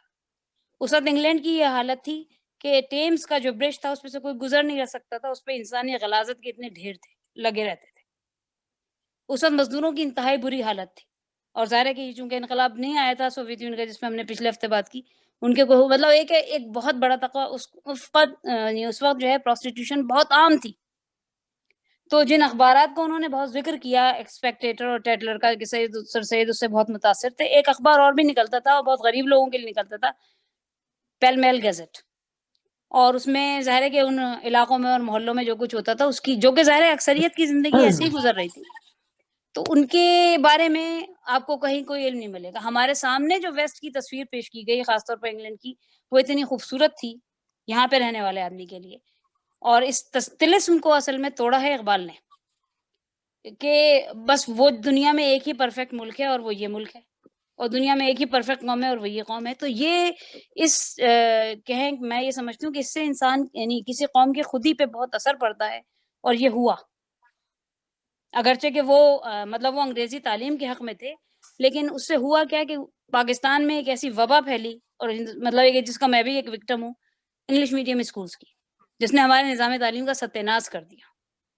تو اس میں یعنی تعلیم میں جو کلاس سسٹم آیا ہے وہ اسی وجہ سے آیا ہے، کچھ انگریزوں کا چھوڑا ہوا ہے اور کچھ ان اداروں کا بنایا ہوا ہے. لیکن یہ کہ اس کا کچھ کریڈٹ سر سید کو بھی جاتا ہے. تو یہ بہرحال میں اس لیے میں ان کی کوئی ناقد نہیں ہوں کہ میں ان سے صرف تنقید کروں. ظاہر آثار السنادین انہوں نے لکھی تھی اور بہت محنت سے لکھی تھی. انہوں نے ایک خاص قسم کا جھولا بنوایا تھا قطب صاحب کی لاٹ دیکھنے کے لیے، کیونکہ اس تک کوئی سیڑھی موجود نہیں تھی، ممکن نہیں تھی وہاں تک پہنچنا. تو ان چیزوں کے لیے انہوں نے بہت محنت کی. برصغیر میں تعاون کا پہلا ٹیکہ سر سید کی کوششوں سے لگا. اور مطلب کہ ان کی جن چیزوں میں ان کی جو کیا کہتے ہیں خدمات ہیں انہیں نظر انداز نہیں کیا جا سکتا. لیکن یہ کہ جس چیز کو ذہن میں رکھیں وہ یہ کہ علماء بس ایک لطیفہ سناتی ہوں پھر ختم کر دوں گی، کہ سر سید کے لیے ظاہر ہے کہ موت کے اور قتل کے اور پتہ نہیں کیا کیا فتاوا ان کے لیے نکالے گئے، علماء نے نکالے. ایک دفعہ ایک صاحب جو تھے اور سر سید میں ظاہر ہے حصے مزاح تو بہت تھی، ایک صاحب جو تھے ان کے لیے فتوا لینے مدینہ چلے گئے کہ میں اب یہاں کے علماء کا فتوا کافی نہیں ہے، مدینہ سے لے کے آتے ہیں فتوا سر سید کے خلاف. تو سر سید نے یہ بات کہی کہ آپ دیکھ لیں کیا نصیب ہے میرے مخالفین کے، کہ میرا مخالف ہے وہ تو مدینہ تک جا سکتا ہے، تو جو میرے حق میں ہوگا وہ آپ سوچیں وہ کتنا آگے جائے گا، اس سے بھی آگے جائے گا. تو یہ میری مخالفت نے لوگوں کو کہاں کہاں پہنچا دیا. تو بہرحال میں یہ کہہ رہی ہوں کہ اس بات کو ذہن میں رکھیں کہ اس غلط فہمی کو کم از کم اپنے ذہن سے، تعلیم یافتہ طبقے کے ذہن میں نہیں ہونی چاہیے یہ غلط فہمی. اور اس کے بعد ہوا یہ، جیسے اکبر الہ آبادی کو بہت زیادہ اس اسکول آف تھاٹ کا نمائندہ بنا کے پیش کیا جاتا ہے کہ سر سید جو ہیں وہ اکبر الہ آبادی جو ہے وہ بہت خلاف تھے سر سید کے، یا علماء بہت خلاف تھے. اکبر الہ آبادی نے سر سید احمد کی لگن اور ان کی سنسیئرٹی اور ان کے کام کی جو رفتار تھی، ان کی انتھک محنت کا اعتراف کیا ہے. انہوں نے کہا ہے کہ ہماری باتیں ہی باتیں ہیں، سید کام کرتا ہے. بالکل صحیح بات ہے، یہ کام انہوں نے ہی کیا چاہے کتنی بھی مخالفت ہے. مطلب یہ کہ میں مذہبی طبقے یا غیر مذہبی طبقے کی بات نہیں ہے، اور جو آدمی کام کرتا ہے اس سے غلطی بھی ہوتی ہے، یہ ایک بالکل عام سی بات ہے. یہ ان کا کوئی پہلا ہی تجربہ تھا، ظاہر ہے کہ ہندوستان میں مسلمان غلام بنے تھے انہوں نے اپنے تئیں جو بھی کر سکتے تھے اپنی پوری قوت اور جانثاری جسے کہتے ہیں استعمال کرتے ہوئے اس قوم کو بچانے کی کوشش کی، بالکل کی، لیکن اس میں ان سے کچھ غلطیاں بھی، تو ان غلطیوں پہ بھی ہماری نظر ہونی چاہیے. بس میں یہی کہنا چاہوں گی. شکریہ. بہت بہت شکریہ تلمیز بہن، بہت اچھا آپ نے بیان دیا. اب آخر میں کچھ بات کرنا چاہتا ہوں. بہت ساری باتیں تو ہو چکی. ایک بات یہ ہے کہ ہر شخص اپنے وقت اور معاشرے کی پیداوار ہوتا ہے. بہت آسان ہوتا ہے کہ کئی نسلوں کے بعد اس شخص کے اوپر ہم ایک تنقیدی نگاہ ڈالیں اور اس پہ اعتراضات کریں، اس بات سے لا علم ہو کے کہ اس وقت کیا صورتحال تھی اور کیا سنگینی تھی. میں اس کی مثال اس طرح دیتا ہوں کہ بہت سے لوگ آج معترض ہیں کہ آپ فلاں پارٹی کو کیوں سپورٹ کرتے ہیں امریکہ میں. وہ ایسے غیر اسلامی شعار کی حمایت کرتی ہے جو کہ کسی طریقے سے ہمارے اقدار سے یا ہمارے اسلام سے میل نہیں کھاتی. یہ وہی لوگ ہیں جنہوں نے سر سید احمد خان کی بھی مخالفت کی تھی، جو کہ زمینی حقائق سے دور رہتے ہیں. اس وقت امریکہ میں ہم بحیثیت مسلمان اپنی سروائیول کی جنگ لڑ رہے ہیں. کچھ کمپرومائزز ہمیں کرنے پڑیں گے، کچھ مصلحتیں ہوتی ہیں، اور بہت زیادتی کی بات ہوگی کہ آج سے 120 سال بعد کوئی شخص آئے اور اعتراض کرے کہ رضوان صاحب نے فلاں پارٹی کو ووٹ دیا، فلاں کینڈیڈیٹ کی حمایت کی، اس کا مینیفیسٹو یہ کہتا ہے اور یہ شق ہے، جو بڑے جہنمی آدمی ہیں، بڑے ہی غلط آدمی تھے. بھائی آپ کو حقائق نہیں پتا، پوری بات نہیں پتا. صحیح کہا. دوسری بات یاد رکھیے، اور یہ میں بات کرنا چاہ رہا تھا، اچھا ہوا ذکر ہو گیا اس بات کا. صرف سائنسی ترقی کی بات ہو رہی ہے، سائنسی علوم. ڈاکٹر انجینئر اپنے تئیں کام کرتے ہیں، لیکن یہ اہل سیاست ہی ہوتے ہیں جو تبدیل لاتے ہیں. یہ صحافت والے ہوتے ہیں تبدیل لاتے ہیں. اور علی گڑھ یونیورسٹی نے بلا شبہ وہ بیوروکریٹس دیے جنہوں نے نہ صرف یہ کہ سوسائٹی کو، مسلمان سوسائٹی کو بالعموم اوپر کی طرف لے کے گئے، بلکہ جب پاکستان کا قیام ہوا تو سول سروس کے اندر علی گڑھ یونیورسٹی کی چھاپ تھی. پاکستان کے اندر چلانے کو کسی کے پاس دم نہیں تھا. یہ علی گڑھ یونیورسٹی کے ہی پڑھے لکھے لوگ تھے جنہوں نے پاکستان کو چلایا ہے. شروع میں پاکستان کے پاس نہیں تھے. یہی جن کو اب سول سروس کی آپ کہہ رہے ہیں مشین بنا دیا. اور یہ بات یاد رکھیے، جیسے پہلے بھی ذکر ہوا کہ ہمیں سر سید احمد خان کی تحریک کو سمجھنا ہے. ہمیں صرف یہاں پہ ڈاکٹر انجینئر پیدا نہیں کرنے، اپنے بچوں کو صحافی بھی بنانا ہے، اپنے بچوں کو پالیٹکس میں بھی لانا ہے، پولیٹیکل سائنس بھی پڑھانی ہے، اپنے بچوں کو بزنس بھی کرانی ہے، ان کو سول سرونٹ بھی بنانا ہے USA کے اندر. اسی کے طرح ہم آگے بڑھیں گے. صرف سائنسی تعلیم سے نہیں ہوتا، حالانکہ سائنسی تعلیم بھی لازمی ہے اور بہت ضروری ہے. علی گڑھ یونیورسٹی کی شان یہ تھی کہ اسے پڑھاتا نہیں تھا، وہ لوگوں کو آل راؤنڈر بناتا تھا، ان کو اسٹریٹ اسمارٹ بناتا تھا. اور یہ بھی دیکھیے کہ انہوں نے یہ کیسے سیکھ لیا تھا، کیونکہ وہاں پہ جب جا کے انہوں نے آکسفورڈ یونیورسٹی، کیمبرج یونیورسٹی دیکھی، بھی ریزیڈینشیل یونیورسٹیز ہیں، وہاں پہ آپ 24 گھنٹے اس ایک ماحول میں رہتے ہیں جہاں پہ بچوں کا یا طلباء کا جسمانی نشوونما بھی ہو رہی ہوتی ہے، ذہنی نشوونما بھی ہو رہی ہوتی ہے، تقریر کے مقابلے بھی ہو رہے تھے، بحث مباحثے بھی ہو رہے ہیں. تو انہوں نے وہ کھیپ تیار کی جو کہ تبدیلی کے قابل تھی. یہ ان کی سوچ تھی اور اس سوچ کو بہت بڑا سلام ہے. جو اسرار الحق مجاز کا جو ترانہ علی گڑھ ہے، بعد میں ترانہ علی گڑھ ہو گیا، انہوں نے اسلام سے نہیں لکھا تھا، تو اس کے جو 2 اشعار ہیں جو کہ بتاتی ہے کہ کیا ثمر تھا اس انجمن کا. فطرت نے سکھائی ہے ہم کو افتاد یہاں پرواز یہاں، گائے ہیں وفا کے گیت یہاں، چھیڑا ہے جنوں کا ساز یہاں.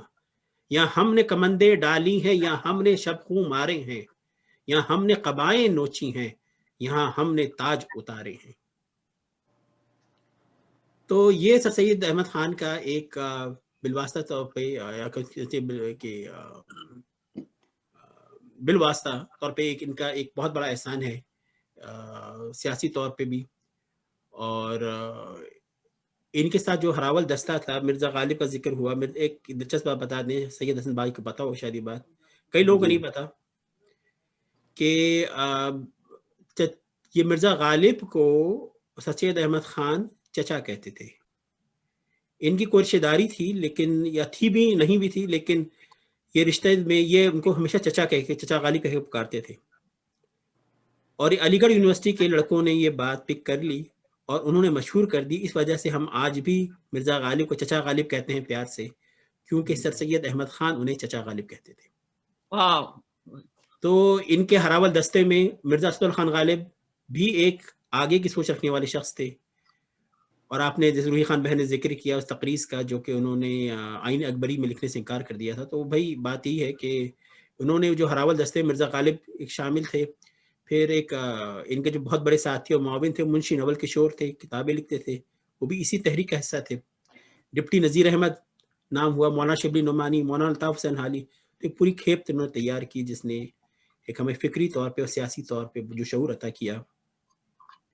اس کا احسان ہماری نسلیں نہیں اتار سکتی. اس کے ساتھ ہی میں اپنا بات ختم کروں گا. میں بھی کچھ عرض کرنا چاہوں گا، اجازت دیں تو.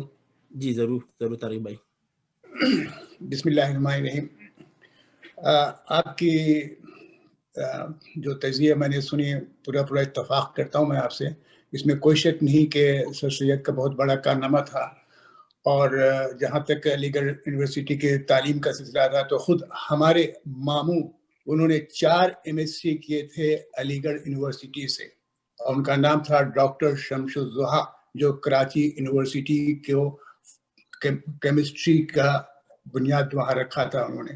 اور داؤد خیل میں پینسلن کا فیکٹری کی نواب افضل باغ کے زمانے میں اس کی بنیاد رکھی تھی.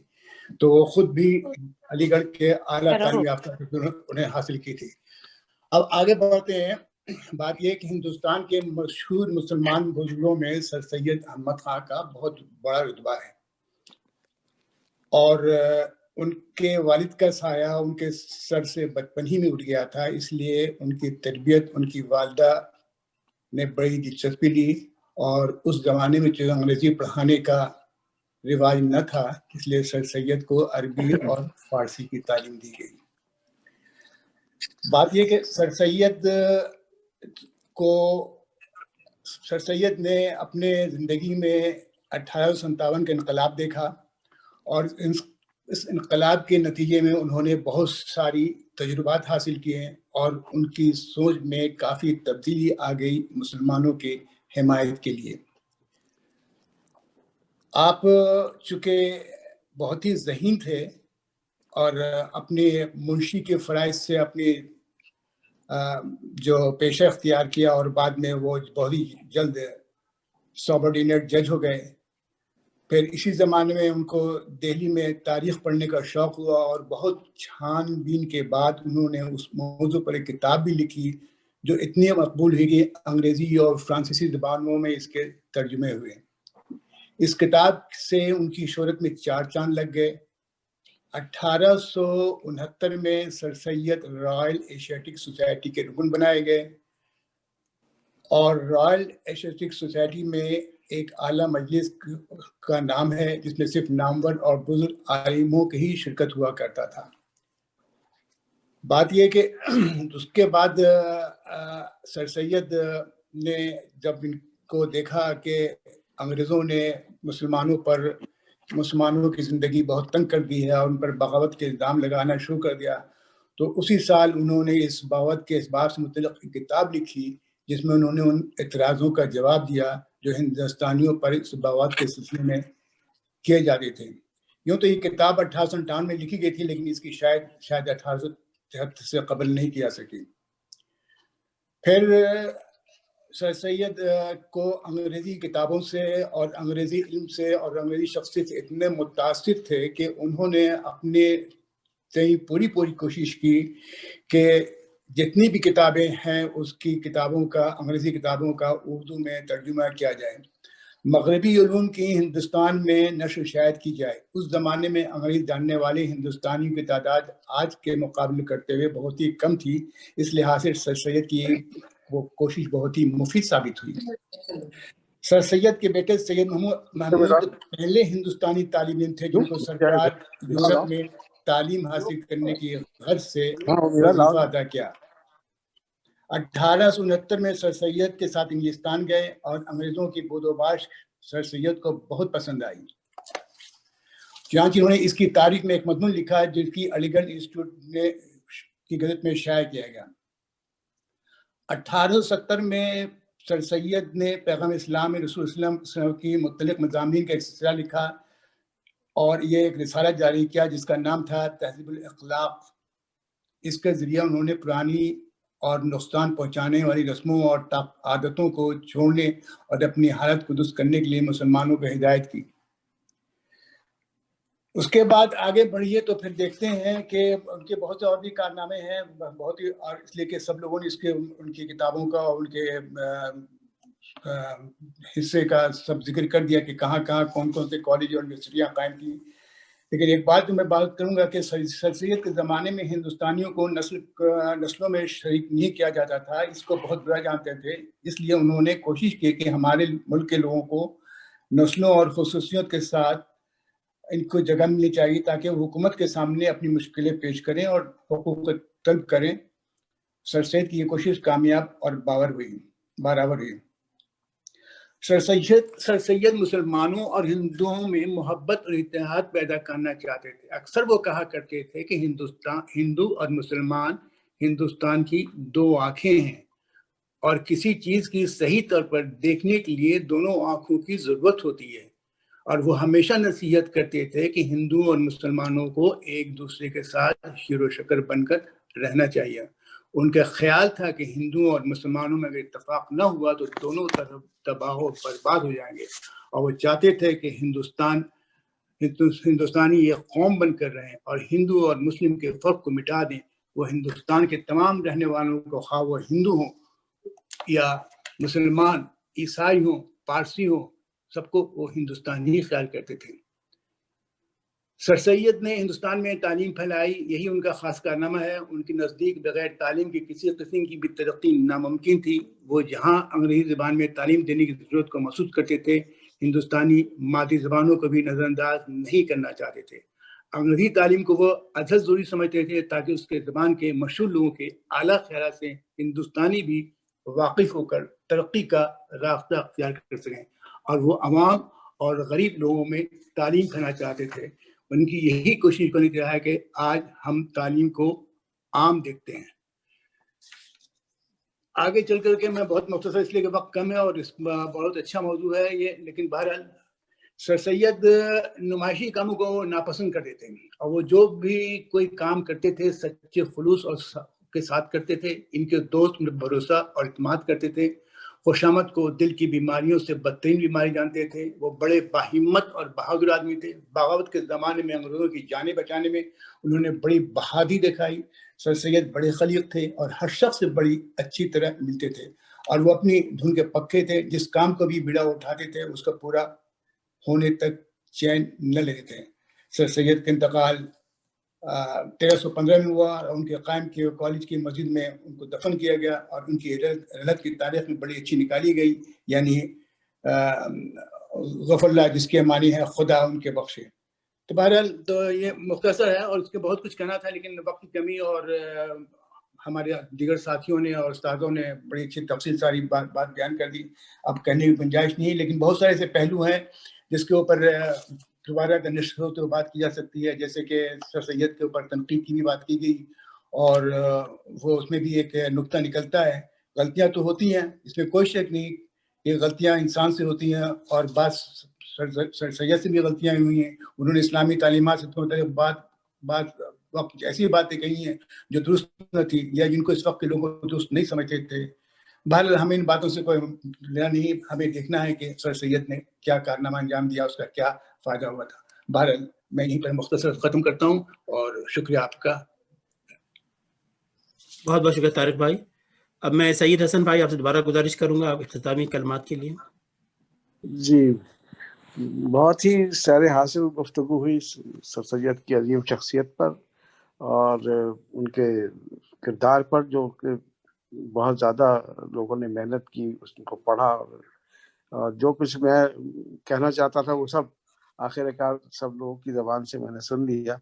ایک تھوڑی سی تشنگی رہ گئی کہ ہم ان کی اردو ادب پر جو ان کے احسانات ہیں، جو انہوں نے ادب برائے ادب سے ادب برائے زندگی میں لوگوں کو، جیسے سر سید، جیسے مرزا غالب نے شاعری میں ایک نیا انداز اختیار کیا اپنے خطوط میں، اپنی نثر میں، اسی طرح سر سید نے بھی اردو میں سہل نگاری کا ایک نیا کانسیپٹ پیش کیا، اور جس سے بہت ساری راہیں کھلی اردو نثر کے لیے مضمون نگاری میں اور دوسری چیزوں میں۔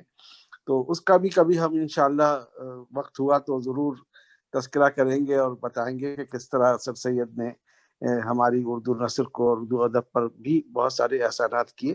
تو لیکن جہاں تک تعلق ہے کہ جیسے ہماری تلمیذ بہن نے کہا کہ انہوں نے مذہب سے دور کر دیا، یہ بات میرے خیال سے صحیح نہیں ہے، اس لیے کہ اس کی مثال میں خود اپنی دیتا ہوں کہ میں نے پہلی کلاس سے اور 10ویں جماعت تک علی گڑھ میں تعلیم حاصل کی، اور ہمارے اسکول نے، مسلم یونیورسٹی کے، یہ کوشش کی کہ ہمیں ایک ایسا مسلمان بنائیں جس کو کسی مولوی کی ضرورت نہ ہو۔ اور میں آپ کو یہ بتانا چاہتا ہوں کہ میٹرک تک انہوں نے ہمیں نماز جنازہ سے لے کے ہر اسلام کے رکن کے اوپر ہماری رہنمائی کی اور ہمیں سکھایا، اور اسی وجہ سے مجھے آج تک اپنے گھر میں کبھی کسی مولوی کی ضرورت، میں نماز جنازہ بھی پڑھا سکتا ہوں۔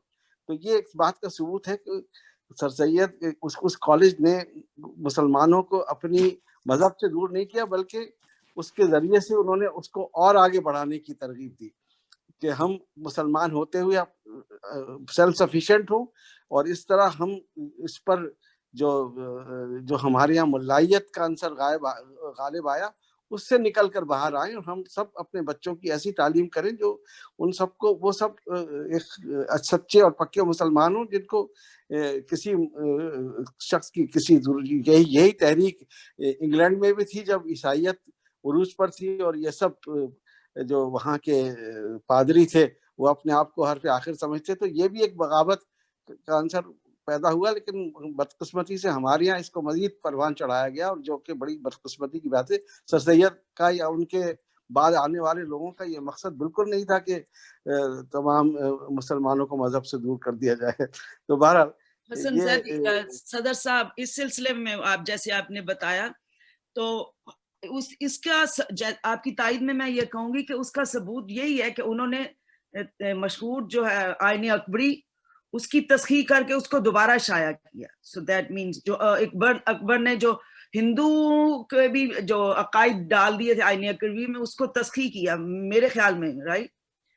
ہاں، لیکن بہرحال ان سے بہرحال اسما، میں اگر کچھ اجازت ہو تو میں جواب دوں اس بات کا۔ قرآن کی تفسیر لکھی، اس پر بہت سے لوگوں کو اختلاف ہے اور ہو سکتا ہے، لیکن جو ان کا ایک اعلیٰ اور عرفہ مقصد تھا وہ کبھی آنکھوں سے اوجھل نہیں ہونا چاہیے، اور اس لحاظ سے ان کو ہمیں اس کو زیادہ ہائی لائٹ کرنے کی میرے خیال ضرورت نہیں۔ ان کے بہت سارے احسانات ہیں ادب پر بھی، اردو ادب پر بھی، جیسے میں نے کہا اس پر ایک بڑی لمبی بحث ہو سکتی ہے کہ کہاں کہاں انہوں نے اردو ادب میں نئی چیزوں کا ارتقا کیا اور بہت اس کو فروغ دیا، تو ہم کسی وقت اس پر بھی بحث کر لیں گے۔ لیکن بہرحال میرا خیال ہے کہ بہت اچھی بحث ہوئی، اور بہت بہت شکریہ سب لوگوں کا، اور میں نے اسی لیے اپنی پریزنٹیشن کو بہت مختصر رکھا تھا کہ باقی باتیں جو تھیں وہ سب لوگوں نے اس کو کور کیا اور بہت محنت سے اس ڈسکشن میں حصہ لیا، اور میرے خیال ہے سب کا شکریہ اور سب کا بہت بہت شکریہ کہ انہوں نے ایک سوال ہے آپ سے، کیونکہ آپ علی گڑھ کے طالب علموں میں سے رہے، ہمیشہ میری کوشش ہوتی ہے کہ فرسٹ ہینڈ نالج لی جائے، تو آپ اس کے بارے میں، یونیورسٹی کے بارے میں کچھ بتا سکتے ہیں، اپنا ذاتی ایکسپیرینس؟ میں یونیورسٹی میں نہیں رہا، میں تو میٹرک کر کے پاکستان آ گیا تھا، لیکن یونیورسٹی میں بھی بہت میرے بھائی اور میری بہنیں انہوں نے تعلیم حاصل کی ہے، اور وہاں پر سب سے زیادہ پرائڈ علی گڑھ مسلم یونیورسٹی کا اسٹوڈنٹ ہونے پر لوگ کرتے تھے، باقی اور کوئی شناخت نہیں تھی۔ اسی طرح ایک ماحول تھا ایک یکجہتی کا کہ وہاں پر جو ہندو اور عیسائی اور سکھ جو بھی پڑھتے تھے ان میں کوئی تفریق نہیں ہوتی تھی، اور وہ بھی اپنے آپ کو علی گڑھ مسلم یونیورسٹی کا اسٹوڈنٹ کہلوانے میں فخر محسوس کرتے تھے، اور وہاں ایک قومی یکجہتی کی بڑی اعلیٰ مثال انہوں نے قائم کی تھی۔ میرے خیال ہے اس سے زیادہ میں اور کچھ نہیں کہہ سکتا۔ تھینک یو جی میں آپ کی بات کا جواب اگر اجازت ہو تو دے سکتی ہوں؟ جی بالکل، اچھا جی السلام علیکم۔ ہاں میں اصل میں یہاں پہ آپ نے جو بات کہی، اس بات یہ نہیں کہ مذہب سے دور کرنے کی بات نہیں کر رہی ہوں، میں اس سسٹم کی بات کر رہی ہوں۔ ایک ہوتا ہے گاڈ سینٹرڈ ایجوکیشن سسٹم اور ایک ہوتا ہے سیکولر ایجوکیشن سسٹم، ان دونوں چیزوں میں فرق ہے۔ چونکہ مغرب نے اپنا زاویہ بدل لیا تھا اور ظاہر ہے کہ انگریز جس وقت آئے تو یہ ساری تبدیلی وہاں آ چکی تھی، اگرچہ اس کے مخالفین موجود تھے۔ پہلی بات تو یہ ہے۔ دوسری بات یہ ہے کہ کچھ لوگ جو یہ بات لوگ کہتے ہیں، اور خاص طور پر نیچے نے اس کا بہت ذکر کیا ہے، اور جو لوگ جب حوالے دیتے ہیں مذہب کے تو وہ اپنے مذہب کے حوالے دیتے ہیں، اس کو دوسرے مذہب پہ منطبق کرنا صحیح نہیں ہے۔ مطلب یہ کہ اگر وہ یہ کہتے ہیں کہ چرچ بہت خراب ہے، اور آپ کو پتہ ہے انٹیلیجنس کا بہت سلسلہ رہا وہاں پہ، جنت کے سرٹیفکیٹ بکا کرتے تھے، تو جس کے خلاف مارٹن لوتھر کھڑا ہوا، تو وہ اپنے مذہب کی بات کر رہے تھے، وہ اسلام کی بات نہیں کر رہے تھے۔ اس کو آپ مطلب یہ کہ آپ کیا کوئی بھی شخص اسلام پہ اگر منطبق کرے گا بغیر پڑھے تو وہ ایک غلطی کا مرتکب ہوگا، پہلی بات تو۔ دوسری بات یہ کہ میں اقبال کا ایک شعر یہاں کوٹ کر دیتی ہوں جو اسی پر ہے، اور وہ یہ ہے کہ گلا تو گھونٹ دیا اہل مدرسہ نے تیرا، کہاں سے آئے صدا لا الہ الا اللہ۔ تو وہ اسی سیکولر جو بیسڈ ایجوکیشن ہے اس پر ہے، اور ظاہر ہے یہ بخیر بہت بڑی بحث ہے مغرب کی بھی، یہ صرف یہاں کی بحث نہیں ہے۔ بالکل آپ صحیح فرما رہی ہیں۔ اصل میں ہمارے یہاں مسئلہ یہ ہے کہ ہم دونوں ایکسٹریمز پر ہیں، دونوں پوائنٹس آف ویو میں، جس سے نکلنا بڑا مشکل ہے۔ آج بھی آپ کو بہت سارے ہمارے علماء یہ کہتے سنے جائیں گے، آج 120 سال گزرنے کے باوجود کہ سر سید نے ہماری قوم کو گمراہ کیا تھا، انگریزی خان طبقہ پیدا کیا تھا، اور اس قسم کی باتیں آج بھی کیونکہ بریفنگ ہوتی ہے۔ یہ خیر میں اس سے متفق نہیں ہوں کہ انہوں نے گمراہ کیا، اس بات سے متفق نہیں ہوں میں، لیکن یہ کہ انہوں نے سینٹر جو ہوتا ہے نیوکلس اس کو موو کر دیا۔ تبیان القرآن ایک سر سید خان کی ایک لکھی ہوئی کتاب ہے جو کہ بائبل کا بالکل ترجمہ ہے، اور اس کتاب میں انہوں نے یہ بتانے کی کوشش کی ہے مسلمانوں کو اور انگریزوں کو، کیونکہ اس وقت انگریز مسلمانوں کے جانی دشمن تھے، کہ دیکھو تمہارا مذہب ہمارے مذہب سے کتنا قریب ہے، اور جس کا پورا فائدہ ہندو اٹھا رہے تھے۔ تو یہ اس وقت کی اسٹریٹجی پہ جو باتیں لکھی گئیں کہی گئی، ہو سکتا ہے وہ اس وقت ہمیں غلط نظر آ رہی ہوں، لیکن ہم اس وقت کو سامنے رکھیں اور ان حالات کو سامنے رکھیں، کیونکہ یہ یقیناً بالکل صحیح، لیکن آپ حقائق کو تو مسخ نہیں کر سکتے۔ مثلاً انہوں نے اس واقعے کی جو انٹرپریٹیشن کی ہے کہ رسول اللہ علیہ وسلم پہ جب پہلی وحی آئی اور حضرت خدیجہ اپنے کزن کے پاس لے کے گئیں رسول اللہ علیہ وسلم کو، آپ بہت گھبرائے ہوئے تھے، ورقہ بن نوفل کے پاس جو کہ ایک عیسائی پادری تھے، انہوں نے اس پوائنٹ سے یہ ثابت کرنے کی کوشش کی کہ اسلام نے اصل میں ہدایت لی ہے عیسائیت سے، اور آپ چاہیں تو ان تفاسیر کو جا کے آپ دیکھ سکتے ہیں۔ یہ حقائق کو مسخ کرنے والی بات ہے، اور ظاہر ہے کہ یہ چیز صحیح نہیں ہے، تو اس چیز سے ہی علماء کو اختلاف تھا، اور مجھے بھی ہے۔ دیکھیے اس میں مطلب جس معاملے میں آپ معلومات نہیں رکھے دوسروں کو خوش کرنے کے لیے تو بات نہ کریں آپ۔